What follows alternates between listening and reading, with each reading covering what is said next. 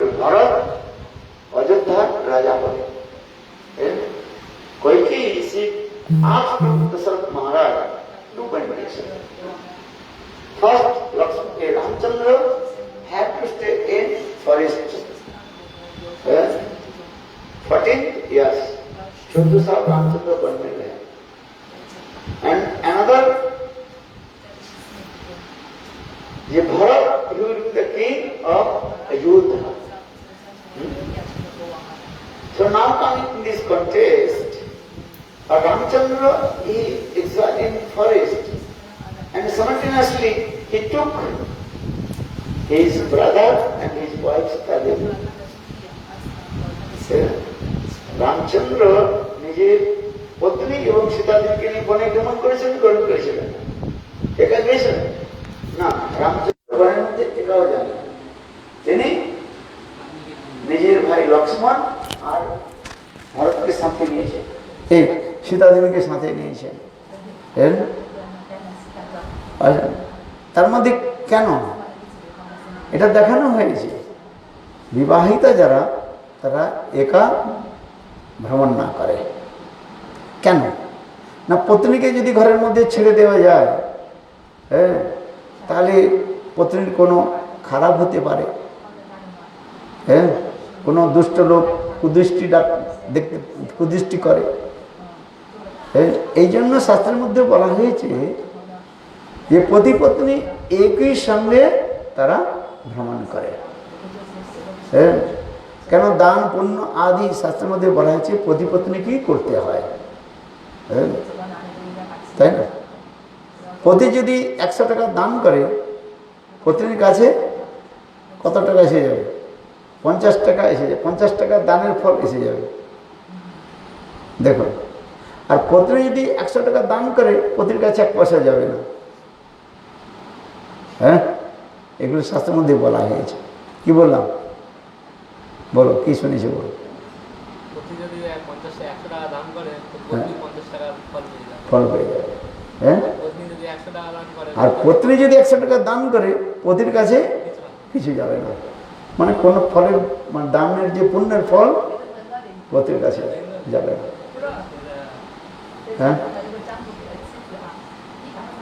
তাই না?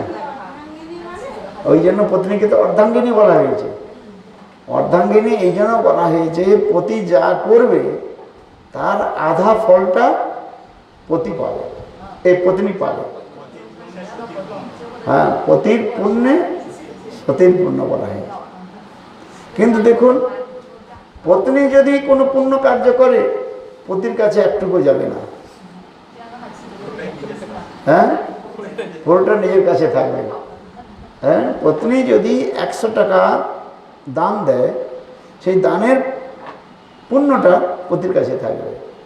আর পতি যদি 100 টাকা কাউকে দান করে, তার 50% পত্নীর কাছে চলে আসে। নিজেরটাও থাকবে আর পতিরটাও।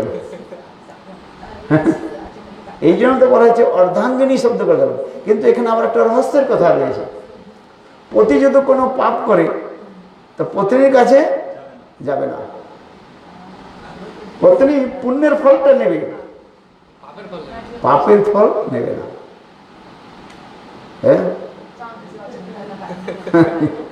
এই একটা আশ্চর্য শাস্ত্রের মধ্যে বিধান দেওয়া হয়েছে।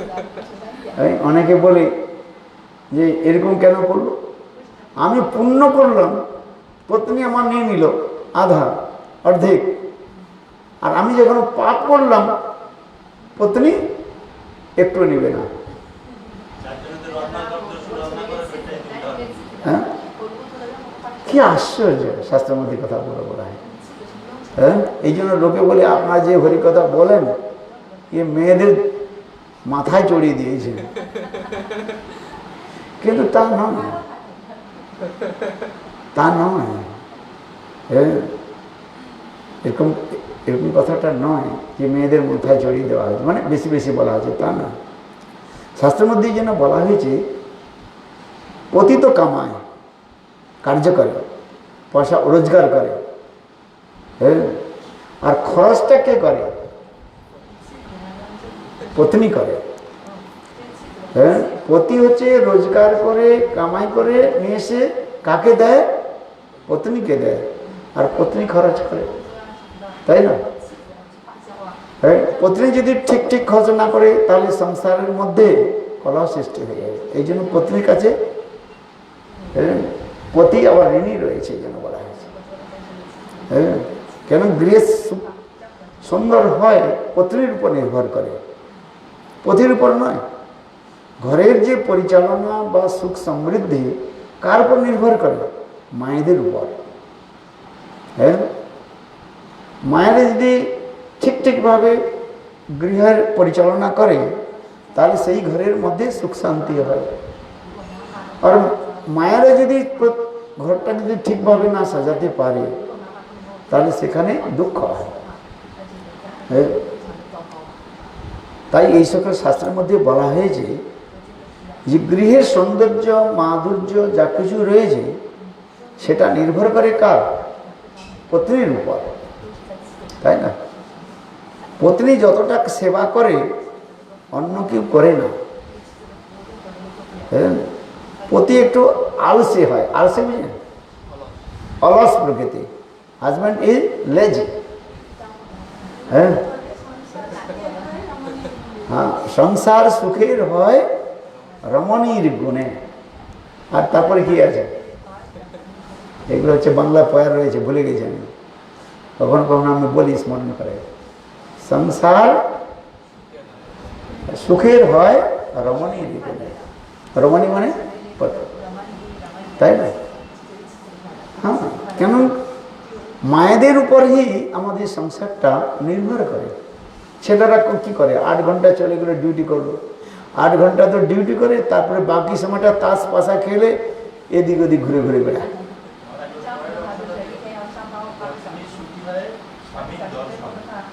আচ্ছা, হ্যাঁ, আচ্ছা, তাই না? ঠিক কিনা? প্রতি কত ঘন্টা কাজ করে ভাই? 8 ঘন্টা কাজ করে, সকাল 6টা থেকে 2টা পর্যন্ত কাজ করলো মানুষ। হ্যাঁ, আর বাকি সময়টা কি করে? জিজ্ঞাসা করো, ভাই তুমি কি করো? ডেকে তাস পাশা খেলে, হ্যাঁ, গামছা পেতে দিয়ে নিজের বন্ধুদের ডেনে কি করে? তাস পাশা খেলতে থাকে। আর না হলে এখানে ওখানে ঘুরে রাজনীতি আবার করে অনেকে। হ্যাঁ, করে না? আমার দাবি মানতে হবে, এইসব কি করে? হ্যাঁ, ওই ঘুরে টুরে বেড়াচ্ছে। আর ঘরে এসে বলে আমি খুব কাজ করেছি। কি কাজ করেছো? পত্নীকে বলে, পত্নী জিজ্ঞাসা করে, হ্যাঁ তুমি ঘরে কি কাজ করেছো? আমি সারাদিন খেটে মরছি। আর পত্নী যে সেই সকাল 4টা থেকে উঠে, মঙ্গলবার থেকে উঠে, হ্যাঁ, ঘরের সংসার কত কাজ রয়েছে, ছোট ছোট কাজ, কত কষ্ট। কিন্তু পতির সেটা দেখে নেই। পতি শুধু দেখে যে আমি 8 ঘন্টা কাজ করেছি, বা খুব করেছি, যেন কত বিরাট একটা পাহাড়কে যেন উঠিয়ে নিয়ে ফেলে দিই। হ্যাঁ, আমরা যে কথার মধ্যে এসেছিল, এই জন্য কথা বলা হয়েছে যে আমি যে কথা, আমাদের কথা প্রসঙ্গ আসছে যে মহাপ্রভু এই লক্ষ্মী বিজয় বা হীরা পঞ্চমী লীলা দেখার জন্য খুব উৎকণ্ঠিত হয়েছেন, যে কিভাবে লক্ষ্মী দেবী নিজের পতিকে খোঁজ করতে যাচ্ছে। এর মধ্যেও অনেক রহস্য রয়েছে, তত্ত্ব সিদ্ধান্ত রয়েছে, রস মাধুর্যের কথাও রয়েছে। হ্যাঁ, কেন স্বয়ং চৈতন্য মহাপ্রভু বলছেন যে আমি এই রস মাধুর্য দর্শন করব, কীভাবে লক্ষ্মী দেবী তার প্রতি জগন্নাথ দেবকে খোঁজ করছেন, কিভাবে এলেন, কি করলেন, কথা শুনবেন। এই জন্য সেখানে একটা সুন্দর একটা ড্রামা বা প্লে করা চলছে, ড্রামা চলছে। হ্যাঁ, সুন্দর ড্রামা চলছে। হ্যাঁ, মহাপ্রভুর লীলার মধ্যে দেখা যায়, মহাপ্রভু প্রায় অনেক জায়গাতে আমরা দেখেছি তিনি এই ড্রামা দেখতে খুব আগ্রহ প্রকাশ করতেন। হ্যাঁ, কেন না এই ড্রামা আদি দেখলে কি হয়, হৃদয়ের মধ্যে খুব তাড়াতাড়ি সংস্কার হয়ে যায়, ইমপ্রেস হয়ে যায়। হ্যাঁ, আপনি যদি হরিকথা শোনেন, যতটা আপনার মনের মধ্যে ইমপ্রেশন আসবে, ছাপ পড়বে। হ্যাঁ, কিন্তু দেখুন আপনি ড্রামা যদি দেখেন, ড্রামার সময় যাত্রা, নাটক, থিয়েটার যে হয়, হ্যাঁ, ওটা দেখলে কি হয় না, মনের মধ্যে অনেক সময় পর্যন্ত ছাপ পড়ে থাকে, তাই না? আপনি কেবল গ্রন্থ পড়ে নিন, যতটা আপনার বুঝতে পারবেন, তার চেয়ে অধিক বুঝতে পারবেন যদি আপনি এই নাটক দর্শন করেন। হ্যাঁ, যারা নাটক অভিনয় করে তাদের দিয়ে যদি আপনি এটা করেন, তাহলে দেখলে আপনার হৃদয়ের মধ্যে অধিক ছাপ পড়ে। এই জন্য চৈতন্য মহাপ্রভুর লীলাতে আমরা প্রায় দেখেছি, তিনি যখন তিনি প্রায় তাঁর ভক্তদের বলতেন, তোমরা এই অভিনয় করো, ড্রামা করো। হ্যাঁ, বুঝতে পারছেন যে অভিনয় যখন করছেন, বক্তা শ্রোতার মনের মধ্যে একটা সুন্দর উত্তাল তরঙ্গ প্রকাশিত হয়, আর সেটা আমরা চোখের দ্বারা যখন দেখি ভুলে যাই না। হ্যাঁ, এমনি গ্রন্থটা পড়লেন, কানের মধ্যে ঢুকলো, আর কান দিয়ে ঢুকলো, কান দিয়ে বেরিয়ে গেল, কখনো হৃদয়ের মধ্যে গেল একটু আধা, তারপরে আর যায় না, তারপরে ভুলে যায়। কিন্তু দেখুন যদি আপনারা ড্রামা দর্শন করেন, যাত্রা, থিয়েটার যদি দর্শন করেন, সেটা ভুলে যান না, অনেক সময় পর্যন্ত থাকে। হ্যাঁ, গ্রন্থ যদি পড়লেন, দেখবেন খুব বেশি হলে 1 ঘন্টা 1.5 ঘন্টা মনে থাকে, কিন্তু ওই গ্রন্থের যে কথাগুলো যখন ড্রামার মধ্যে বলা হচ্ছে, হ্যাঁ, যে পাঠ করছে, হ্যাঁ, সেটা মনের মধ্যে সম্পূর্ণরূপে কি হয়, ছাপ পড়ে যায়, আর অনেক সময় পর্যন্ত আমাদের মনে থাকে। হ্যাঁ, যেমন দেখুন আমি একটা উদাহরণ দিচ্ছি, যেমন আপনার রামানন্দ সাগরের রামায়ণ, হ্যাঁ, মহাভারত দর্শন করেন টেলিভিশনে, দূরদর্শনে, সেটা দর্শন অনেক সময় পর্যন্ত আমার মনের মধ্যে থাকে, আর বিষয়বস্তুটা খুব যেন সরল হয়ে যায়, বুঝতে সরল হয়ে যায়। হ্যাঁ, কিন্তু শাস্ত্রের মধ্যে পড়ে সেখানে অনেক সময় সরল তো দূরের কথা, বুঝবারও কঠিন হয়ে পড়ে। হ্যাঁ, তাহলে কে বলছে, কাকে বলছে, কি বলছে। হ্যাঁ, কিন্তু যখন আপনি ওই টিভির মধ্যে বা যাত্রা, থিয়েটার, নাটকের মধ্যে যখন দর্শন করছেন, একটু চোখের মধ্যে কি হয়, ইমপ্রেশন হয়ে যায়, ছাপ পড়ে। আর দ্বিতীয় কি না, যেন আমি সাক্ষাৎ রূপে এই লীলাকে দর্শন করছি, তখন মনের মধ্যে একটা আনন্দ হয়। সেই জন্য চৈতন্য মহাপ্রভু এই জগন্নাথ মন্দিরে তিনি উপস্থিত হলেন। কিভাবে লক্ষ্মী দেবী সাজন করে, সাজ করে अपने पति के खोजबार जन्य आगे चलছে। अर्थात लक्ष्मी देवी अनेक दास दासीদের সঙ্গে নিয়ে পালকির মধ্যে বসে কোথায় চলছেন, সুন্দরাচল। আর এইটার কথা বলা হয়, সুন্দর এই লীলা চলছে, মহাপ্রভু ভাবের অনুসারে সেখানে তারা এই লীলা প্রস্তুত করছে। আমি যে কথাটা আমরা বলেছিলাম, কালকে বলেছিলাম যে লক্ষ্মী দেবী তার পত্নী, কার? জগন্নাথ। তো জগন্নাথ একা গেলেন, তার পত্নীকে সঙ্গে করে নিয়ে গেলেন না কেন? আমি আগেই বললাম, শাস্ত্রের মধ্যে বলা হয়েছে যে পুণ্য আদি কর্ম করতে গেলে লক্ষ্মীকে সেখানে রাখা দরকার। যারা ব্রহ্মচারী সন্ন্যাসী রয়েছেন, পত্নীর কাছে, তাদের কাছে এই নিয়ম লাগু হয় না। নিয়মটা লাগু হবে কোথায়? যারা বিবাহিতা রয়েছে, যারা বিবাহিত পতি পত্নী রয়েছেন তাদের জন্য এই নিয়মটা লাগু করা হয়েছে। কি নিয়মটা? যদি আপনার কোনো পুণ্য কর্ম করেন বা যান, তাহলে একা যেতে হবে, নিতে হবে কাকে? পত্নীকে সঙ্গে নিয়ে যেতে হবে। পতিকে সঙ্গে, পত্নীকে সঙ্গে নিয়ে যেতে হবে। পতি একা যাবে না, পত্নীকে সঙ্গে নিয়ে যেতে হবে। পত্নীকে সঙ্গে নেওয়ার জন্য নিয়ে যাওয়ার একটা বিশেষ একটা কারণও রয়েছে।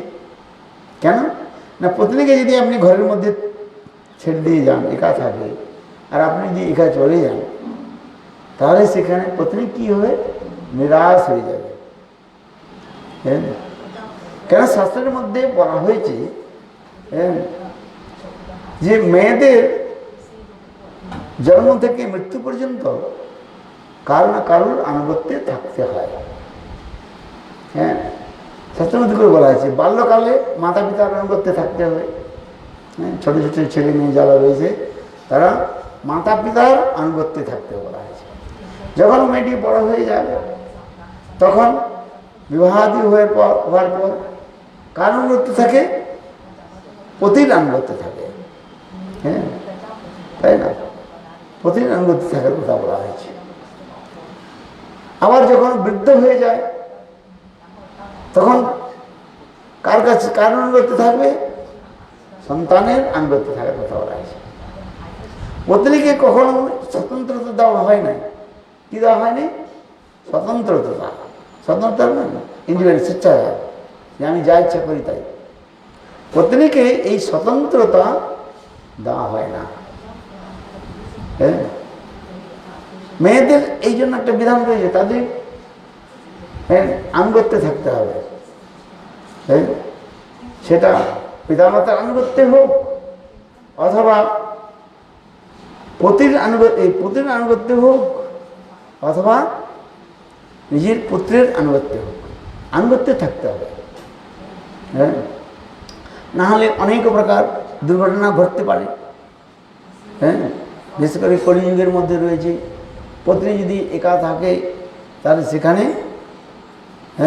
রাবণ দুরাচার আসতে পারে। দুরাচার রাবণ আসতে পারে কি পারে না? হ্যাঁ, এই জন্য রামচন্দ্র বলেছেন লক্ষ্মণকে, লক্ষ্মণ আমি তো হিরণের পিছনে যাচ্ছি ধরার জন্য। হ্যাঁ, কিন্তু আমার পত্নী সীতা দেবী এখানে রয়েছে, তাকে একা ছাড়বে না। যতক্ষণ না পর্যন্ত আমি ফিরে আসি ততক্ষণ পর্যন্ত তুমি এই কুটিরে থাকো। হ্যাঁ, একটু দণ্ডকারণ্য ছিল, স্থানটা ছিল তো নির্জন স্থান, আবার নিকটে রয়েছে অনেক রাক্ষস আদি ঘোরাফেরা করে। কখনো রাক্ষস এসে পত্নীকে তাড়ন ভৎসন করবে তার ঠিক নেই। এই জন্য ভগবান রামচন্দ্র লক্ষ্মণকে বলেছিলেন যে লক্ষ্মণ আমি তো হিরণের পিছনে চলছি, হ্যাঁ, স্বর্ণ হিরণের পিছনে চলছি, ওকে ধরে নিয়ে আসবো, না হয় ওর চামড়াটা উঠে নিয়ে আসবো। হ্যাঁ, কিন্তু লক্ষ্মণ আমি যতক্ষণ না ফিরে আসি ততক্ষণ পর্যন্ত তুমি আমার পত্নী সীতা দেবীর কাছে থাকো। হ্যাঁ, এই জন্য পত্নীকে কখনো একা ঘরে রেখে যেতে নাই। হ্যাঁ, এগুলো শাস্ত্রের মধ্যে বিধান রয়েছে। হ্যাঁ, এখন এই কথাটা হচ্ছে কি, জগন্নাথ দেব এই নিয়মটা কেন পালন করলেন না? কোন নিয়মটা? যে পত্নীকে ছেড়ে একা কেন যাচ্ছেন? হ্যাঁ, জগন্নাথ দেব লক্ষ্মীদেবকে বলেন নাই যে আমার শরীরটা দুর্বল হয়ে গেছে, রোগাপাতলে হয়ে গিয়েছে, তো ক্লাইমেট চেঞ্জ করার জন্য আমি কোথাও যাচ্ছি। দেখুন জগন্নাথ দেব তাও বলেন নাই যে তিনি কোথায় যাচ্ছেন। হ্যাঁ, শাস্ত্রের মধ্যে বলা হয়েছে যে পতি যদি পত্নীকে ছেড়ে কোথাও যায়, পত্নীকে এই সমাচারটা দিয়ে যেতে হবে যে আমি 2-3 দিনের জন্য এই জায়গায় যাচ্ছি, ফলানা জায়গায় যাচ্ছি, তাই না? আপনার যখন বাইরে যান তখন পত্নীকে বলে যেতে হয় ভাই আমি 2-4 দিনের জন্য যাচ্ছি, ফিরে আসবো। হ্যাঁ, তাতে পত্নী দুঃখ প্রকাশ করে, বিরহের ভাব দেখায়, এ তো ঠিক। হ্যাঁ, তাই না? কিন্তু জগন্নাথ দেব এখানে এই নিয়মটাকে কেন পালন করলো না? কোন নিয়ম? যে পত্নীকে সঙ্গে নিয়ে যাওয়া। রামচন্দ্র তো পত্নীকে সঙ্গে নিয়ে বনবাসে গিয়েছিলেন। হ্যাঁ, আর কৃষ্ণ পত্নীকে নিয়ে কেন যান নাই, একা কেন গিয়েছে? হ্যাঁ, বুঝতে পারছেন? এই জন্য এখানে প্রশ্ন করা হচ্ছে। মহাপ্রভু স্বয়ং স্বরূপ আমাদের এই কথা প্রশ্ন করলেন যে জগন্নাথ দেব তিনি তার পত্নীকে সঙ্গে করে কেউ নিয়ে গেলেন না? হ্যাঁ, জগন্নাথ দেব তো জগন্নাথ মন্দির থেকে সুন্দরাচলে যাচ্ছেন। সুন্দরাচলকে বৃন্দাবন বলা হয়, আর জগন্নাথ টেম্পলকে কুরুক্ষেত্র বলা হয়। এইগুলো শাস্ত্রের মধ্যে ঐশ্বর্যভূমি আর মাধুর্যভূমি। এখানে লক্ষ্মীদেবীকে সঙ্গে করে কেন নিয়ে গেলেন না, তার একটা কারণ আমাদের আচার্যগণ বলছেন।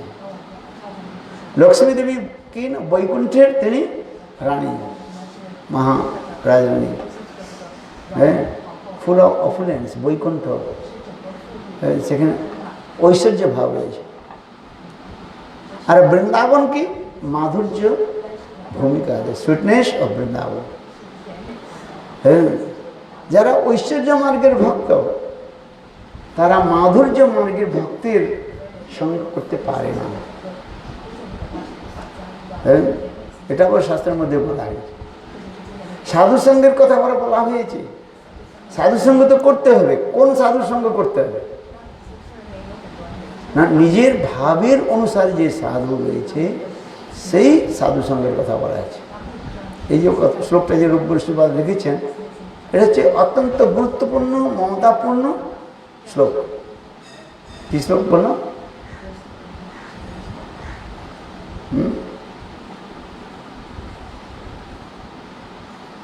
বুঝতে পারছেন?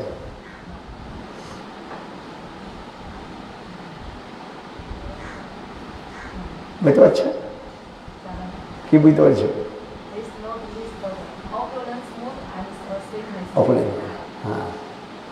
হ্যাঁ, যারা ঐশ্বর্য, এই জন্য শাস্ত্রের মধ্যে বলা হয়েছে, একটা শ্লোক বলা হয়েছে। কি শ্লোক? সাধু সঙ্গের কথা যে বলা হয়েছে। হ্যাঁ, কোন সাধুর সঙ্গ করতে হবে? সজাতে আশয় স্নিগ্ধ শতবরী ভাগবত নাম রস আসাধ্যতে। হ্যাঁ, ভাগবতের কথা তো শ্রবণ কীর্তন রসমাধুর্য আস্বাদন করবে, কিন্তু কিভাবে করবে? সাধুর সঙ্গে।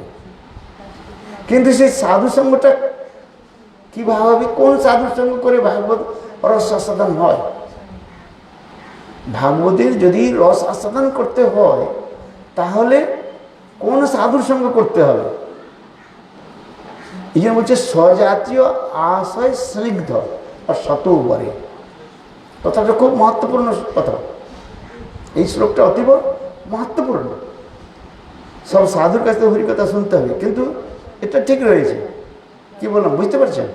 সব সাধুর সঙ্গে বসে হরিকথা শুনতে হবে, কিন্তু যদি ভাগবতের রস আস্বাদন করতে হয় তাহলে সব সাধুর সঙ্গে বসে ভাগবতের রস আস্বাদন হবে না। বুঝতে পারছেন? এখানে একটা যুক্তি দেওয়া হয়েছে। হ্যাঁ, এই শ্লোকের যে তাৎপর্য বলা আছে, স্বজাতীয় আশয় স্নিগ্ধ শতবরী।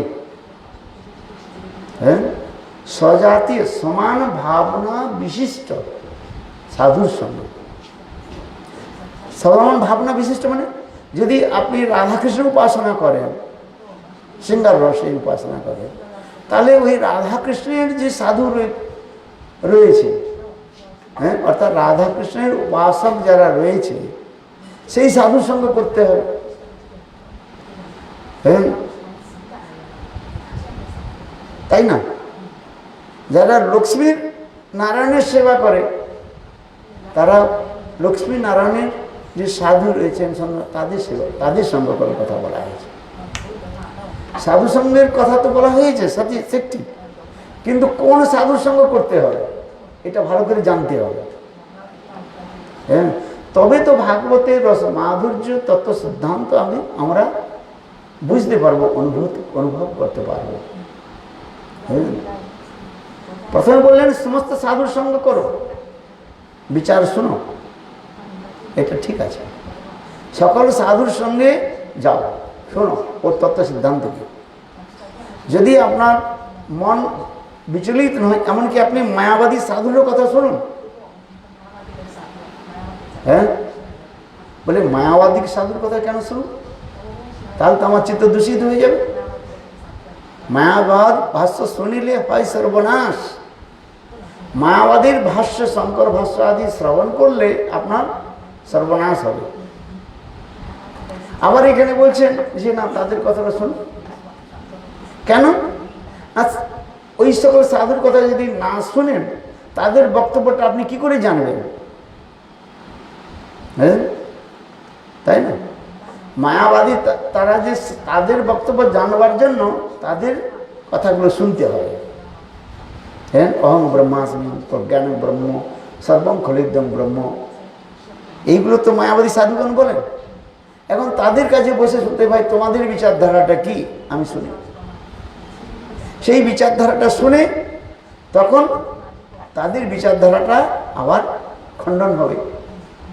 এই জন্য শাস্ত্রের মধ্যে বলা হয়েছে, যেমন পায়ের মধ্যে কাঁটা যদি ঢুকে যায়, কাঁটাটা কি করে বের করবেন? আর একটা কাঁটা নিতে হবে বাইরে থেকে। হ্যাঁ, বাহির থেকে আর একটা কাঁটা নিতে হবে। হ্যাঁ, পায়ের মধ্যে যদি কাঁটাটা ঢুকে যায়, সে কাঁটাটা বের করবার উপায়টা কি? হ্যাঁ, if the thorn stuck in feet, so how will you take out the thorn from your feet? কাঁটাটা কি করে পায়ের থেকে কি করে বের করবেন? এই জন্য বলা হচ্ছে কাঁটা দিয়ে কাঁটা তুলতে হবে। ভালো করে বুঝুন এখানে, না তত সিদ্ধান্ত গড়বড় হয়ে যাবে। কাঁটা দিয়ে কাঁটা তুলতে হবে। আবার যখন কাঁটাটা যখন তোলা হয়ে যায়, মানে পায়ের থেকে যখন কাঁটাটা বের করে নিলেন, তখন দুটো কাঁটাকে করতে হবে, ফেলে দিতে হবে। হ্যাঁ, যে কাঁটাটা পায়ের মধ্যে ঢুকে গিয়েছিল সেটাকেও বের করে নিলেন, আর যে বাইর থেকে যে একটা কাঁটা নিয়ে যে করেছিলেন ওটা বের করে দুইটা কাঁটাকে ফেলে দিতে হবে। তাৎপর্য কি?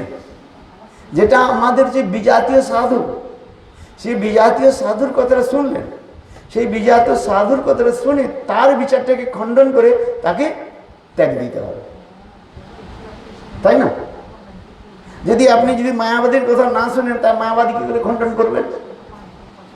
হ্যাঁ, এই জন্য মহাপ্রভু সার্বভৌম ভট্টাচার্যের কাছে বসলেন।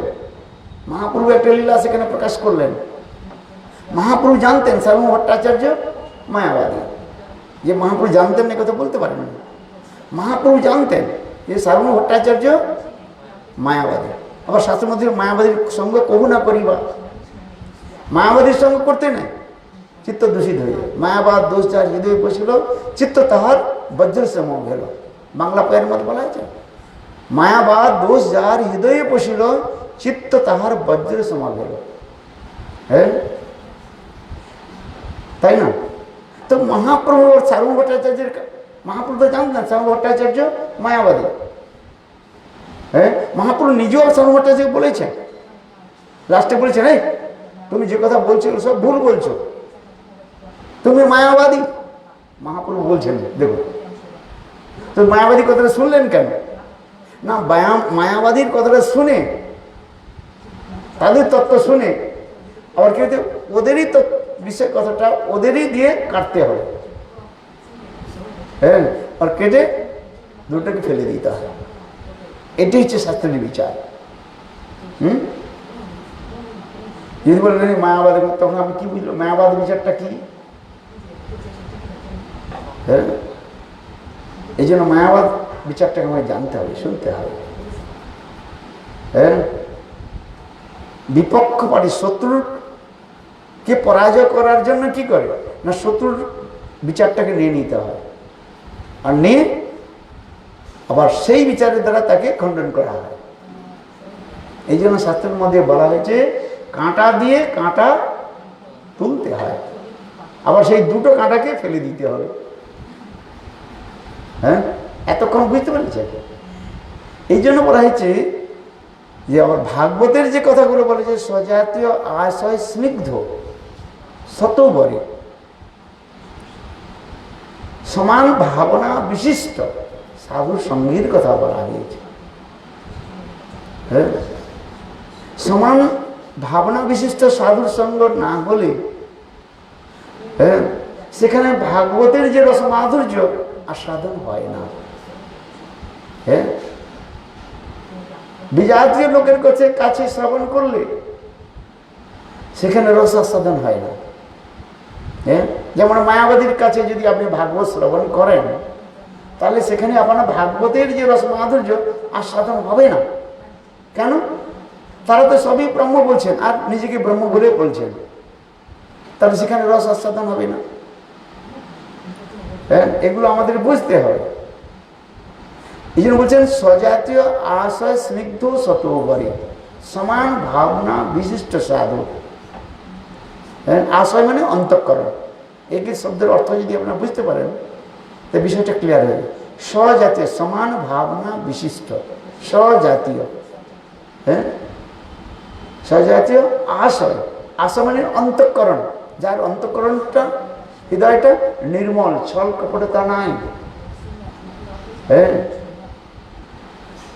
কোন প্রকার ছল কপটতা নাই। ধর্ম প্রজিত বিদ্যপত্র পরম নির্মৎসর সভাং। শ্রীমদ ভাগবতের মধ্যে আমরা বলা হয়েছে নির্মৎসর। হ্যাঁ, যে সকল সাধুর মধ্যে কোনো মৎসরতা নাই। হ্যাঁ, নির্মৎসর সাধুগণের মুখারবিন্দ থেকে হরিকথা শ্রবণের কথা বলা হয়েছে। নির্মৎসর সাধুগণ, ঈর্ষা দেশ যাদের মধ্যে নেই, ছল কপটতা নাই। সাধুর চরিত্রটা কি হবে? বালকের মতো। কার মতো হবে? বালকের মতো। বালকের মধ্যে কোনো প্রকার ছল কপট থাকে না। উপর থেকে ক্রোধ আসে বালকের, আবার কিন্তু আবার ভুলে যায়। হ্যাঁ, বালকের স্বভাবটা কি রয়েছে? অত্যন্ত সরল, কোনো ছল কপট নেই। হ্যাঁ, একজন লোক এসে বলল এ তোমার বাবা বাড়িতে আছে। তখন বাবা শিখে দিলেন, যাও বেটা তুমি গিয়ে বলে এসো বাবা বাড়িতে নাই। ছেলেটা ঠিক ওই শব্দটা বলে দিল, বাবা বলছে বাবা বাড়িতে নেই। তার মানে বুঝতে পারছেন, বাবা বলছেন যে বাবা বাড়িতে নেই, তার বাবা ঘরে আছে। আর ছেলেটাকে কিভাবে মিথ্যা কথা শিখিয়েছে। মিথ্যা কথা আমরা কোথা থেকে শিখলাম? বাবার কাছ থেকে। তাহলে এটা ছল কপট হলো না? হলো না। কিন্তু দেখুন বালকের মধ্যে ছল কপট নাই, এই জন্য বালক সরল রূপে বলে দিলেন। হ্যাঁ, এই জন্য সাধুর চরিত্রটা হবে বালকের মতো, কোনো ছল কপটতা নাই। এই জন্য নির্মৎসনাং শতাং। ভক্তি সিদ্ধান্ত প্রভুপাদ বলছেন যে সাধুর চরিত্রটা কিভাবে হবে? নির্মৎসর সাধুরা, যাদের মধ্যে কোনো ছল কপট নাই, অন্তরে এক বাহারে এক। তারা সাধু নয়, অসাধু। আপনি যাকে সাধু বলে মনে করছেন সে সাধু নয়, অসাধু। সাধু কাকে বলবেন? অন্তর বাহিরে সমব্যবহার অমানি মানদ হব। দেখুন কীর্তনকে বলা হয়েছে, কি বলা হয় না? সাধুর চরিত্রটা এইভাবে হবে, যাকে তাকে সাধু বললে তা বলা যাবে না। এগুলো আমাদের জানতে হবে। আমাদের মুখে বলছি আমি গৌড়ীয় বৈষ্ণব, আমি সাধু, আমি সন্ন্যাসী, কিন্তু কতটা আমরা ছল কপট রহিত হয়েছি এটা আমাদের জানতে হবে, নিজেকে জিজ্ঞাসা করতে হবে। অর্থাৎ আত্মজিজ্ঞাসা, নিজেকে জিজ্ঞাসা করতে হবে যে সত্যি সত্যি আমি সাধু হয়েছি কি না। কেবল লাল কাপড় পরলে তো সাধু হয় না, সন্ন্যাস দৌড়কুপে নিলে তো আর সন্ন্যাস হয় না। সাধু সন্ন্যাস হতে পারে, এই গুণটাকে আমাদের নিতে হবে, বালকের মতো গুণ, সরল। এই জন্য আবার বলা হয়েছে সরল হইলে গোড়ার বিচার বুঝিয়া লইবে। যিনি যত সরল হবেন তিনি মহাপুরুর বিচারটাকে তিনি গ্রহণ করতে পারবেন। আর যিনি কুটিল হবেন, কোটি কোটি জন্ম যদি ভজনও করে, তারা মহাপুরুর বিচারটাকে গ্রহণ করতে পারবে না। ভগবান পাওয়া তো বহুত দূরের কথা, কেবল লাভ পূজা প্রতিষ্ঠা এসে যাবে। হ্যাঁ, লাভ পূজা প্রতিষ্ঠা যদি লাভ পূজা প্রতিষ্ঠা এসে যাবে, কিন্তু বাস্তব ভগবত অনুভূতি হবে না। এল ভক্তি সিদ্ধান্ত প্রভুপাদ তার আর্টিকেলের মধ্যে বলেছেন, আমাদের এগুলোকে পড়তে হবে, জানতে হবে। হ্যাঁ, যিনি যত সরল হবেন তিনি সাধু বলে পরিগণিত হবেন। হ্যাঁ, এটি হচ্ছে শাস্ত্রের মধ্যে বলা হয়েছে। আমি এই জন্য বলছি, এখানে যে বলা হয়েছে সাধু সঙ্গের কথা বলা হয়েছে, স্বজাতীয় আশয় স্নিগ্ধ, সমান ভাবনা বিশিষ্ট স্বজাত। আশয়, আশয় শব্দ হচ্ছে কি অন্তঃকরণ, হৃদয়টা কি হবে নির্মৎসর, মৎসরতা রহিত, ছল কপট রহিত। এই জন্য ভক্তিবিনোদ ঠাকুর আবার বলেছেন, প্রভুপাদও বলেছেন, কর্মীদের কখনো কখনো মঙ্গল হয়, কিন্তু যারা ছল কপট করে সাধুবৃত্তি করে তাদের কখনো মঙ্গল হয় না। কথাটা কত মহত্বপূর্ণ কথা, শুনুন ভালো করে। আমরা সকলে এটা অনুভব করি। কখনো কর্মী অথবা চোরেরও মঙ্গল হয়ে যায়, কিন্তু যদি ছলকপট করে আমি যদি সাধু বেশ ধারণ করে ডুপ্লিসিটি হিপোক্রেসি করি, তাহলে আমার মঙ্গলই তো হলো না, অপরের কি মঙ্গল হবে? বুঝতে পারছেন? আমি যখন আমার নিজের মঙ্গলটা করতে পারলাম না, তা অপরের মঙ্গল কি করে হবে? হ্যাঁ, এই জন্য বলছেন লয়ে সাধু বেশ, হ্যাঁ কি বলছে কীর্তনের মধ্যে বলা হয়েছে না, হ্যাঁ সাধু বেশ নিয়ে আমি অপরকে শিক্ষা দিচ্ছি, হ্যাঁ অপরের মঙ্গলের কামনা করছি, কিন্তু নিজের মঙ্গল কখনো কামনা করছি না। আর নিজের যখন মঙ্গল হচ্ছে না, নিজের যখন মঙ্গল হচ্ছে না, কি অপরের মঙ্গল কামনা করলে তার মঙ্গল হবে? হবে না। এটা ভালো করে জানতে হবে। এই আর্টিকেলগুলোকে আমাদের পড়তে হবে, প্রকাশ করতে হবে। এই ভক্তিকান্ত প্রভুপাদ যে আর্টিকেলগুলো লিখেছেন বা ভক্তিবিনোদ ঠাকুর যে আর্টিকেলগুলো রয়েছে, যে কথা আমি জেনে বলছেন, যে শ্লোকের মধ্যে আমরা এলাম, এই শ্লোকটা বলছে স্বজাতীয় আশয় অস্নিগ্ধ। স্নিগ্ধ মানে অত্যন্ত পবিত্র। হ্যাঁ, এই স্বজাতীয় আশয় স্নিগ্ধ, হ্যাঁ স্বজাতীয় সমান ভাবনা বিশিষ্ট, সেম মোড স্বজাতীয়। আশয় means one's heart is completely neat and clean. The inner coat of heart completely neat and clean, and free from all kinds of duplicity and hypocrisy. और स्निग्ध very soft heart.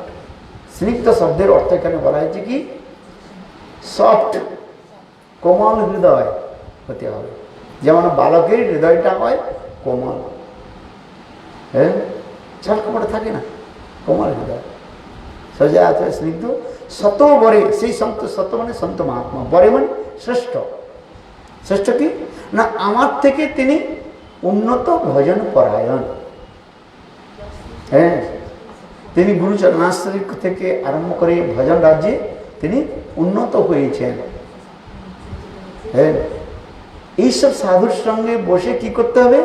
শ্রীমদ্ ভাগবতের রস মাধুর্য কথাগুলো আস্বাদন করতে হবে। হ্যাঁ, আমি কেন বলছি, যিনি চৈতন্য মহাপ্রভু হ্যাঁ এই কথাগুলো দেখিয়েছেন। হ্যাঁ, মহাপ্রভু তার পরিকরের মধ্যে রয়েছেন সর্বদামোদর, রায় রামানন্দ, শ্রীবাস ঠাকুর, এই সকল ভক্তের সঙ্গে তিনি মহাপ্রভু রয়েছেন আর এই লীলা দর্শন করছেন। হ্যাঁ, পছন্দের জন্য বলা হয়েছে। হ্যাঁ,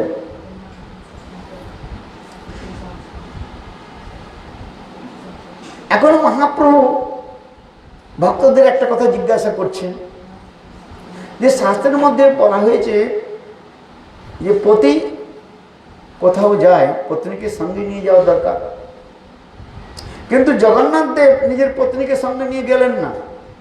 কাকে সঙ্গে নিয়ে গেলেন? সুভদ্রা আর ভাই বলদেবকে। তো লোক তার পত্নীকে কেন ছেড়ে কেন গেলেন? হ্যাঁ, এইখানে বলা হয় যে দেখুন, বৃন্দাবন সব যদ্যপি জগন্নাথ করে না দ্বারকা বিহার, সহজে প্রকট করেন পরম উদার, তথাপি বৎসের মধ্যে হয় একবার, বৃন্দাবন দেখি তার উৎকণ্ঠ অপার, বৃন্দাবন সম এই উপবনগণ তাহা দেখিবারে উৎকণ্ঠিত মন। মহাপ্রভু কোথায় যাচ্ছে? এই জগন্নাথ কোথায় যাচ্ছে? বৃন্দাবন দর্শন করার জন্য। এখানে স্পষ্ট কথা বলে দিয়ে একবারে, যদ্যপি জগন্নাথ করে দ্বারকা বিহার, সহজে প্রকট করেন পরম উদার, তথাপি বৎসর মধ্যে হয় একবার। জগন্নাথ এই বৃন্দাবন দেখলে তার উৎকণ্ঠ হয়। জগন্নাথ দেবের মন উৎকণ্ঠিত রয়েছে বৃন্দাবন দর্শন করার জন্য। বৃন্দাবন সময় উপবনগণ তাহা দেখিবারে উৎকণ্ঠ বন। বৃন্দাবনে যে সুন্দর সুন্দর উপবন রয়েছে, তমাল বন, হ্যাঁ, আর তমাল বনের কথা বলেছেন, হ্যাঁ, আর কি বন রয়েছে? কদম্ব বন রয়েছে, মাধবী, মালতী, অনেক প্রকার পুষ্পের রয়েছে, আম্র বন রয়েছে, আমের বন রয়েছে, কাঁঠালের বন রয়েছে, তাল বন রয়েছে, হ্যাঁ। বৃন্দাবনে এইসব সুন্দর সুন্দর বন রয়েছে, এটা যোগ মায়া সুন্দর করে সৃষ্টি করে রেখে দিয়েছে।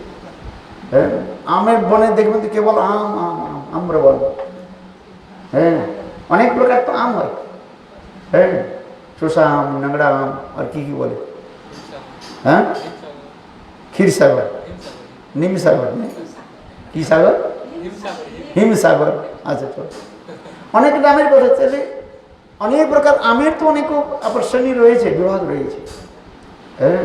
আম্রবন বলা হয়েছে, শাস্ত্রের মধ্যে আম্রবনের কথা বলা হয়েছে, কাঁঠালের বন কথা বলা হয়েছে, কাঁঠাল, কেবল কাঁঠালের বন, দি ফরেস্ট অফ জ্যাকফ্রুট, হ্যাঁ, কাঁঠালের বন, দি ফরেস্ট অফ ম্যাঙ্গো, ম্যাঙ্গো, হ্যাঁ, আম্রবন, হ্যাঁ, তেঁতুলের বন রয়েছে, হ্যাঁ, টেমারিক, হ্যাঁ, বন রয়েছে, হ্যাঁ, ফুলের বাগান রয়েছে, অনেক রয়েছে, হ্যাঁ। এই বৃন্দাবনে অনেক উপবন রয়েছে, তাল বন, হ্যাঁ, মধুবন, তাল বন, কত বন রয়েছে, কুমুদ বন, আরে এত বন রয়েছে, হ্যাঁ। এই জন্য জগন্নাথ চাইছেন যে আমি বৃন্দাবন দর্শন করি। এইখানে বলা হয়েছে বৃন্দাবন দেখি তার উৎকণ্ঠিত অপার, বৃন্দাবন এই উপবনগণ যাহা দেখিবারে উৎকণ্ঠিত মন। বাহির হইতে করে রথযাত্রা চলে, উপরেতে একবার কেবল জগন্নাথ বলছেন কি, আমি শরীরটাকে ঠিক করার জন্য যাচ্ছি, হ্যাঁ, স্নান যাত্রা হয়ে গেল, হ্যাঁ, জ্বর এসে গেল, হ্যাঁ, আবার 9 দিন না 2 সপ্তাহ 14 দিন একা একা খাটের মধ্যে পড়ে পড়ে কষ্ট পেলাম, কেবল খেতে তো কিছু দেয় নাই, কি খেতে দিয়েছে? এটা দিয়ে বাস, হ্যাঁ, থাকা যায়, হ্যাঁ, না কুছ খেতে দিয়েছে নাকি, শরীরটা কি হয়েছে? দুর্বল হয়ে গেছে, হ্যাঁ। 14 দিন জ্বরে মানুষ চলে গেল, শরীরটা এখন দুর্বল হয়ে গেছে, হ্যাঁ। আরে একটু ভিটামিন ডি দাও, গ্লুকন ডি না কি বলে, তাও দেয় না। আরে ভিটামিন ডি দিলে গ্লুকন ডি পাওয়া যায় না, হ্যাঁ, তাও দেয়নি জগন্নাথ। জগন্নাথকে বাস না খাইয়ে মেরে দিয়েছে, হ্যাঁ। কেবল গরম জল আর এই লবঙ্গ, এলাচি না কি দিয়ে দিয়েছে, আর কিছু খেতে, হ্যাঁ, সর্দির জন্য দিয়েছে। আরে হ্যাঁ, হ্যাঁ, 14 দিন কিছু খেতে দিয়েছে না, চাউল ডাল সবজি কিছু খেতে দেয়। আরে ভাই কি করবো, এই সব লোকগুলোকে বিচার কি আর বলবো আমি, আপনাকে পাঠাতে ওইখানে যেতে হতো, বলতে হতো ভাই জগন্নাথ খেতে কেন দিচ্ছে না, হ্যাঁ। চলো, এখন জগন্নাথ দেব কি বললেন, আমার তো শরীর তো দুর্বল হয়ে গিয়েছে, জ্বর হয়েছিল, হ্যাঁ, ভিটামিন তো ইঞ্জেকশন পর্যন্ত দেয়নি বোধ হয়, কমসে কম 2-4টা ইঞ্জেকশন দিল কমসে কম জগন্নাথের, কাউকে ইঞ্জেকশনও দেয় নাই, এই জন্য শরীরটা দুর্বল হয়ে গেছে। কেবল জল খাইয়ে খাইয়ে বাস রেখে দিয়েছি। হ্যাঁ, তাই জগন্নাথ দেব বললেন যে আমি একটু ঘুরে আসি বাবা, ক্লাইমেট চেঞ্জ করে আসি, আবহাওয়া চেঞ্জ করে আসি। একটা ঘরের মধ্যে 14 দিন পরে পরে পরে পরে কি আর করব, একটু ঘুরে ফিরে আসি। হ্যাঁ, এই জন্য বলছেন কি বাহির হইতে করে জগন্নাথ রথ, একই বলেছে জগন্নাথ রথযাত্রা। উপরে তো রথযাত্রা বলে আমি একটু ঘুরে ফিরে আসি, কোথায় যাবে তাও পত্নীকে বলেন নাই। হ্যাঁ, সুন্দর চলে যায় প্রভু ছাড়ি নীলাচল, নানা পুষ্পোদ্যানে তথা খেলে রাত্রি দিনে লক্ষ্মী দেবীর সঙ্গে নাহি লয় কি কারণে। এখানে একটা সুন্দর মহাপ্রভু প্রশ্ন করলেন। হ্যাঁ, যে জগন্নাথ দেব সেই পুষ্প উদ্যানের মধ্যে হ্যাঁ দিন আর রাত্রিতে খেলা করছেন, তো লক্ষ্মী দেবীকে সঙ্গে করে কেন নিয়ে গেলেন না? আগে তো আমি বললাম হ্যাঁ, যেখানে যেতে হয় যদি বিবাহিত হন তাহলে আপনাকে কি করতে হবে, পত্নীকে সঙ্গে নিয়ে যেতে হবে। তো জগন্নাথ দেব এই নিয়মটা কেন পালন করলেন না? জগন্নাথ দেব লক্ষ্মী দেবীকে নিল না, পত্নীকে নিল না, কাকে সঙ্গে নিল? ভাই আর বোনকে সঙ্গে করে নিয়ে গেল। এই নিয়ম কি হল? স্বয়ং ভগবান নিজের নিয়ম করলেন আর নিয়মটা পালন করলেন না, ই কেমন কথা, তাই না? এখানে বলছে লক্ষ্মী দেবীর সঙ্গে নাহি লয় কি কারণে, মহাপ্রভু জিজ্ঞাসা করলেন। হ্যাঁ, এর মধ্যে বহুত রহস্য রয়েছে সুন্দর। হ্যাঁ, কেন ভগবান যে নিয়ম পালন করে নিয়ম করেছেন তার নিয়মের মধ্যে আবার লক্ষণ, কারণটা এখানে আবার সুন্দর বলা হয়েছে। স্বরূপ কয়ে শোনো প্রভু ইহার কারণ, বৃন্দাবন কেড়াতে লক্ষ্মীর নাহি অধিকার, বৃন্দাবন লীলায় কৃষ্ণে সহায় সহায় গোপীগণ, গোপীগণ বিনা কৃষ্ণে হইতে নারী মন। স্বরূপ দামোদর রসিক, রস মাধুর্য তিনি জানেন। তাই স্বরূপ দামোদর বললেন প্রভু যে জগন্নাথ দেব তাঁর পত্নী লক্ষ্মী দেবীকে সঙ্গে করে কেন বৃন্দাবন নিয়ে যায় নাই। তার কারণটা হচ্ছে কি, প্রথম কারণ হলো হচ্ছে কি না, লক্ষ্মী দেবীর বৃন্দাবনের প্রবেশের অধিকার নাই। হ্যাঁ, লক্ষ্মী দেবীর অধিকার নেই। অনধিকারী ব্যক্তিকে যদি আপনি সঙ্গে নিয়ে যান সেখানে অনর্থ সৃষ্টি হবে। হ্যাঁ, হবে কি হবে না?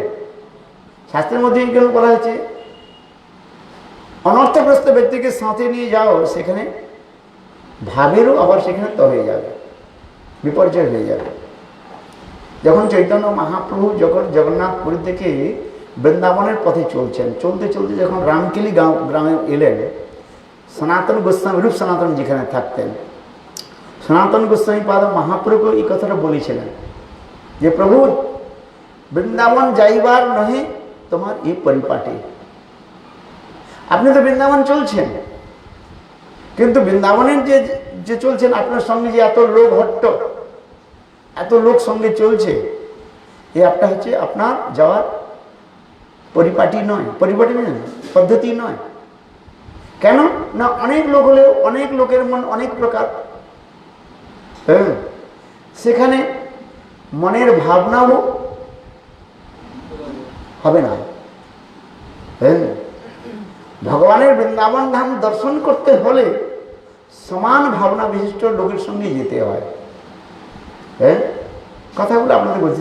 আমরা যখন গুরুদেবের কাছ সঙ্গে ছিলাম প্রথমে, হ্যাঁ, তখন আমরা বৃন্দাবনে পরিক্রমা করেছি গুরুদেবের সঙ্গে, মাত্র 10-12 জন ব্রহ্মচারী আর 2-4 জন ব্রজবাসী নিয়ে।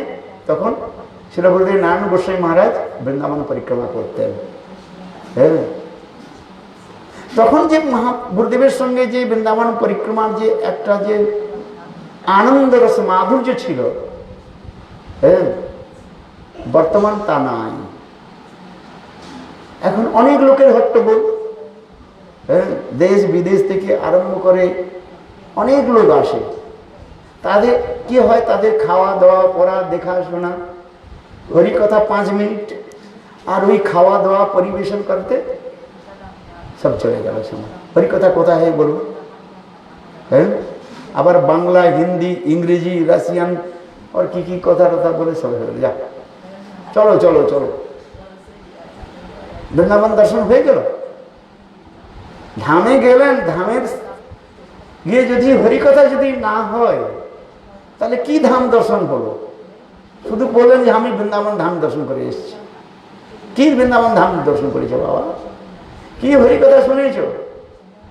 বলি ওখান থেকে কি বলে, সব ইংরেজিতে বলে, হিন্দি বলে, বাংলা তো দু চারজন কেউ বলে, বলে না। হ্যাঁ, কি দর্শন করি? আচ্ছা, সব কথাটা সত্য কি না? হ্যাঁ, পুরো হুড়ি হয় সেখানে। হ্যাঁ, বাসে উঠানো 25-30টা যদি বাস হয়, লোকেদের উঠানো, বসানো, খাওয়া, পরিবেশন, আবার একটা বাস কোথায় চলে গেল, দুসরা অন্য কোথায় চলে গেল, তীর্থমা হয়তো পাগল হয়ে যেত। দেখেন না আপনার? হ্যাঁ, কোনো বাস আসে, কোনো বাসের ড্রাইভার কোথায় চলে গেছে। হ্যাঁ, তাই না? যাওয়ার কথা তালবন চলে গেছে কুমুদবন। হ্যাঁ, 5টা বা 10টা বাসের মধ্যে যদি 5টা বাস কুমুদবন চলে যায়, 5টা বাস যদি আবার তালবন যায়, আবার ওই লোকগুলোকে আবার ফিরে আসতে আসতে 1 ঘন্টা লেগে গেল। কথা কতক্ষণ হবে বলো? তারপরে লোকের আবার লোকে কি করতে হবে, জল খাবার দিতে হবে, এ করতে হবে, বাসে চড়াতে বলে হয়ে গেল, যা দর্শন হয়ে গেছে, চল। হয় কিছু আপনি নিজেই বলুন, আপনাদের অভিজ্ঞতা রয়েছে কোথায় হরিকথা। কিন্তু যখন আমরা গুরুদেবের সঙ্গে যখন ঐশ্বর স্থানেও গিয়েছি, আপনারা এখন যে স্থানে যাচ্ছেন, হ্যাঁ, আজ থেকে 30-35 বছর, 40 বছর আগে শ্রী গুরুদেব নারায়ণ গোস্বামী মন্দির সঙ্গে আমরা কেবল কয়েকজন ব্রহ্মচারী, 2-4 জন গৃহস্থ থাকতো। হ্যাঁ, ওই কথা স্থানে গিয়ে গুরুদেব ভাবাবিষ্ট হয়ে, হ্যাঁ, 1-2 ঘন্টা হরিকথা বলতেন। তখন বক্তা ছিল একমাত্র গুরুদেব, তিনি বলতেন। এখন তো অনেক বক্তা, হ্যাঁ, বাংলায় বলো, হিন্দি বলো, ইংলিশ বলো, যে কে মাইক দেয় মাইক ছাড়ি না। আর কথাটা সত্য কি সত্য? হ্যাঁ, কথার তো শেষ নাই। হ্যাঁ, কিন্তু সকল বক্তা কি চায় যে আমার যা কিছু আমি শুনেছি, যা কিছু আমি করছি, আমি সবকিছু বলে দিই। কিন্তু তখন একই বক্তা ছিল, কে ছিল? গুরুপাদ পদ্ম। হ্যাঁ, 1-1.5 ঘন্টা গুরুদেব এক এক স্থানে গিয়ে তিনি কথা শোনাতেন। কীর্তন হতো, 1 ঘন্টা কীর্তন হতো, আর 1.5 ঘন্টা গুরুদেব হরিকথা বলতেন। হ্যাঁ, নিত্য গীত হতো, বহুত সুন্দর সময়। ও সময় যে পরিবেশটা ছিল, এখন সেটা নাই। এদের মধ্যে উল্লাস আসে না। যারা ওই সময় ছিলেন বা আর এখন যারা, যখন মানে অনেক আকাশ পাতাল পার্থক্য হয়ে গেছে। এই জন্য তো বলছেন, সনাতন গোস্বামী পাদ মহাপ্রভুকে বললেন, বৃন্দাবন যাইবার নহে ইহ পরিপাটি। যেখানে অনেক লোকের মধ্যে উঠত, ওই লোক সংগ্রহ, লোকের দেখাশোনা, খাওয়া দাওয়া কোথায়, আবার কার পয়সা চুরি হয়ে গেছে, কার মানি ব্যাগ চুরি হয়ে গেছে, পাসপোর্ট চুরি হয়ে গেছে, কার কি সব এইসব আইপ্যাড, পিপ্যাড, কি সব প্যাড ফ্যাড নিয়ে যায়, সে চুরি হয়ে গেছে, পড়ে গেছে, তাকে কমপ্লেন।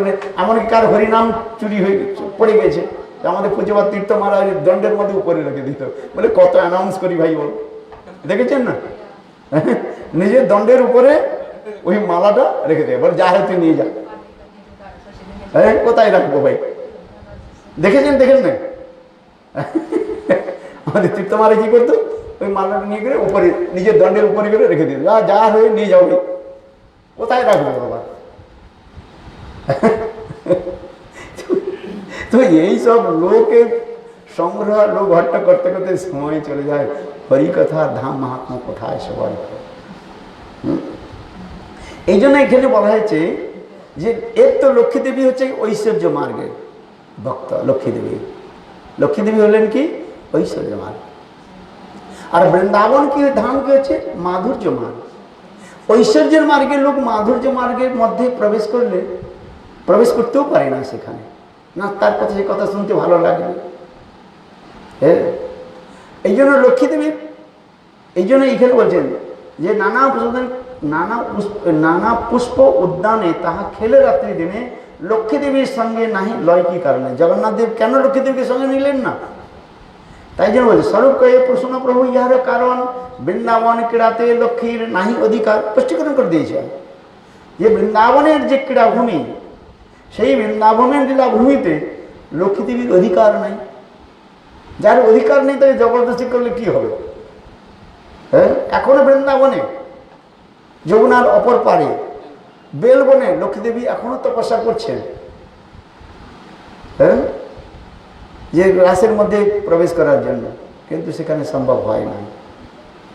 এই জন্য বৃন্দাবন লীলায় কৃষ্ণের সহায় গোপীগণ, এই জন্য বৃন্দাবন লীলায় হচ্ছে কৃষ্ণের সহায়ক করা গোপীগণ। হ্যাঁ, এই জন্য বলা হচ্ছে গোপী বিনা অন্যের নাহি অধিকার। বাস্তবে বৃন্দাবন যে রসময় ভূমি, রাসলীলা যে ভূমি, সেই রাসলীলা ভূমির মধ্যে গোপীগণের একমাত্র অধিকার। আর যদি কারোর মধ্যে গোপী ভাব থাকে তিনি প্রবেশ করতে পারেন। যার মধ্যে গোপী ভাব নাই সে বৃন্দাবনে গিয়ে কি করবে? আর হ্যাঁ, এক তো বিষয় গোপ, হ্যাঁ, গিয়েছে বৃন্দাবন আর এখানে চিন্তা করছে বাছুরটা কেমন আছে, গাইটা তো আগে দুধ দিল কি দিল না, এইসব চিন্তা করে গিয়েছে বৃন্দাবন। চিন্তা হচ্ছে কি এখানে গরুর চিন্তা হচ্ছে।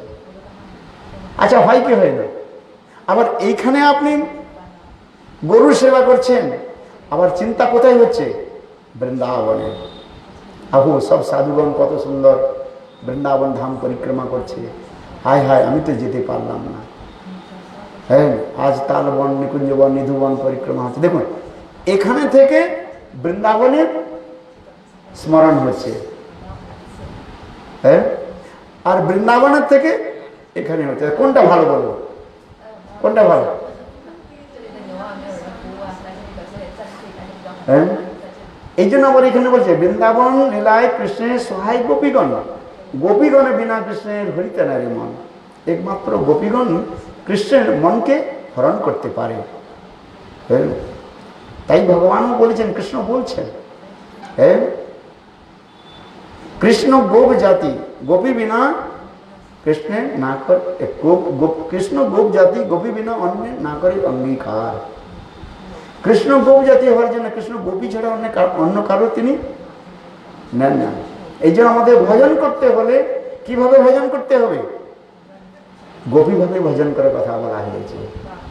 কিভাবে ভজন করতে হবে? গোপী ভাব। গোপী বনতে হবে না,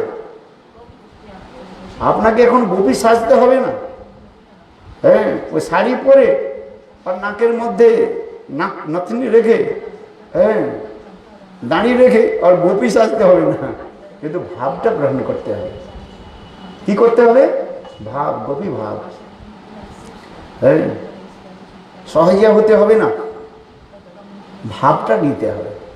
হ্যাঁ, এই বলছে গোপী সাজতে হবে না, গোপী ভাবটা নিতে হবে, এই কথা বলা হচ্ছে। সাধকের কি করতে হবে? এই জন্য গোপী ভাবে সাধনের কথা বলা হয়েছে। হ্যাঁ, সন্ন্যাস মন্ত্রে এই জন্য গোপী মন্ত্র, গোপী ভাব মন্ত্র দেওয়া হয়। সন্ন্যাস মন্ত্রের মধ্যে কি মন্ত্র, কি ভাব দেওয়া হয়?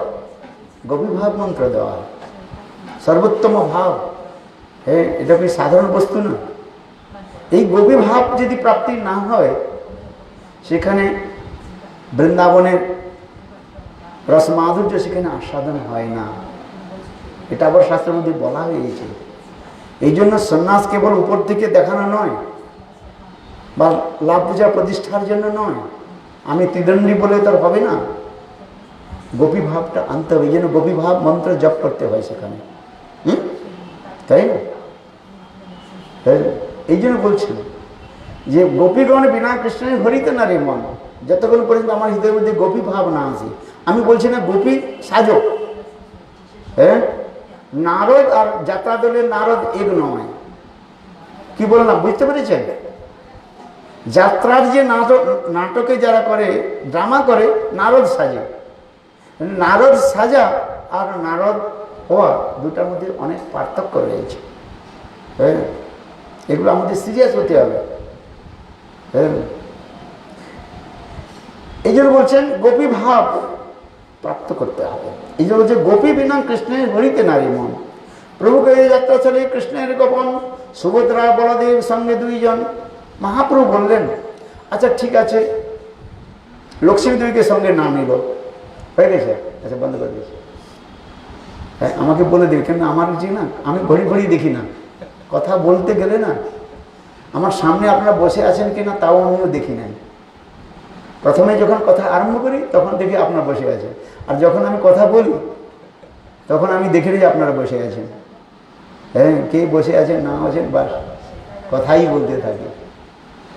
হ্যাঁ, বাস্তবিক সত্য, চোখ তো খোলা আছে। হ্যাঁ, কথা শুরু করলে আর বন্ধ হয় না। হ্যাঁ, হৃদয়ের মধ্যে যে রিলগুলো রয়েছেন আপনি আপনি চলতে শুরু করে কি করব। হ্যাঁ, আচ্ছা, এই যখন বললো বন্ধ করে দিচ্ছি। এইখানে তাই বলছেন, সুন্দর কথা বলছেন। হ্যাঁ, যে আচ্ছা গোপীর লক্ষ্মীদের অধিকার নেই বললেন, বৃন্দাবন যাওয়ার লক্ষ্মীর অধিকার নাই, তাহলে লক্ষ্মীদেরকে নিলেন না।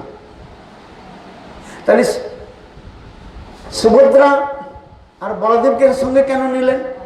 এই জন্য বলছেন প্রভুকে যাত্রা চলে কৃষ্ণের গমন, সুভদ্রা বলদেব সঙ্গে দুইজন। হ্যাঁ, গোপীর সঙ্গে যত লীলা হয় উপবনে, নিগুড় কৃষ্ণের ভাব কেউ নেই জানে। অতএব কৃষ্ণের প্রাকট্য নাহি কিছু দোষ, তবে কেন লক্ষ্মীদেবী করে তো রোষ? মহাপ্রভু প্রশ্ন করছেন। ঠিক আছে, বললেন লক্ষ্মীদেবী তো অধিকার নেই বৃন্দাবন যাওয়ার, তাকে তিনি সঙ্গে নিলেন না। হ্যাঁ, এটা তো মেনে নেওয়া গেল। হ্যাঁ, তাহলে তার ভাই বলদেব আর সুভদ্রাকে কেন সঙ্গে নিলেন? হ্যাঁ, এ কথা আবার জিজ্ঞাসা করছেন। হ্যাঁ, যে কৃষ্ণের নিগুড় ভাবটা কি সেটা আমার জানতে হবে। আবার দুসরি কি, আবার একটা প্রশ্ন কি করলেন যে লক্ষ্মী দেবীকে সঙ্গে যখন নিলেন না, লক্ষ্মীর অধিকার নাই। হ্যাঁ, তো লক্ষ্মী দেবীর আবার ক্রোধ কেন হচ্ছে যে আমাকে কেন নিয়ে গেল না? হ্যাঁ, আরে বাবা, তোমার পেট ঠিক নাই তাই তোমাকে রসগোল্লা দিলাম না, তুমি আমার উপর ক্রোধ প্রকাশ করলে কি হবে? হ্যাঁ, রসগোল্লা যার পেট ঠিক না থাকে, পেট গড়বড় হয়, হ্যাঁ, গড়বড় সময় তো মানে পায়খানা পেশাব, তার পেটটা ঠিক নাই, এই জন্য তাকে কি করলাম, রসগোল্লা দিলাম না। এখন সে জিজ্ঞাসা করলো, ভাই তুমি আমাকে রসগোল্লা কেন দিলে না? ঝগড়া করলে হবে? আরে রসগোল্লা দিলাম না এই জন্য, কেন না তুমি খেলে তোমার পেট খারাপ হয়ে যাবে, আরো বেশি খারাপ হয়ে যাবে। ঠিক তদ্রূপ লক্ষ্মী দেবীকে তো অধিকার নাই। তুমি এতদিন বৃন্দাবনে কঠোর তপস্যা করলো, তপস্যা করে তোমার বৃন্দাবনের ভাব মাধুর্য আস্বাদন করবার যোগ্যতা প্রাপ্ত, আবার কি করে নিয়ে যাবো বলো? কিন্তু লক্ষ্মী দেবী ক্রোধ প্রকাশ করলো। এগুলো মহাপুরুষ জিজ্ঞাসা করলেন। হ্যাঁ, তার উত্তরটা স্বরূপ দামোদর দিচ্ছেন। দেখুন এই কথা কার সঙ্গে কি হচ্ছে? মহাপুরুষ সঙ্গে স্বরূপ দামোদরের কথা হচ্ছে। হ্যাঁ, প্রশ্নটা এখানে থাকুক। হ্যাঁ, বিকালে এর উত্তর দেওয়া হবে, তাই না? বঞ্ছাভ্য কৃপা সিন্ধু বিবচ পতিতানাং পাবনেভ্যো বৈষ্ণবেভ্যো নমো নমঃ। হ্যাঁ, बहुत সুন্দর কথা না? জয় জয় শ্রীরাম। আচ্ছা, হরে কৃষ্ণ কৃষ্ণ কৃষ্ণ হরে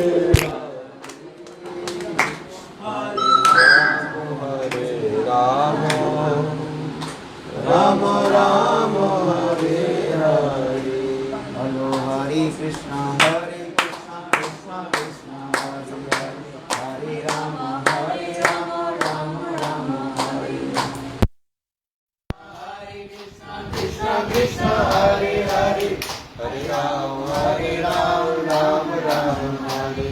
তাই হরি বল হরি বল হরি বল হরি বল। বলো হেরা पंचमी की जय, जय लक्ष्मी देवी की जय, जय जगन्नाथी सुभद्रा जी की जय, जय श्री गौधरी की जय, जय सर्व दामोदर की जय, भक्तवृंद की जय, गौर प्रेमा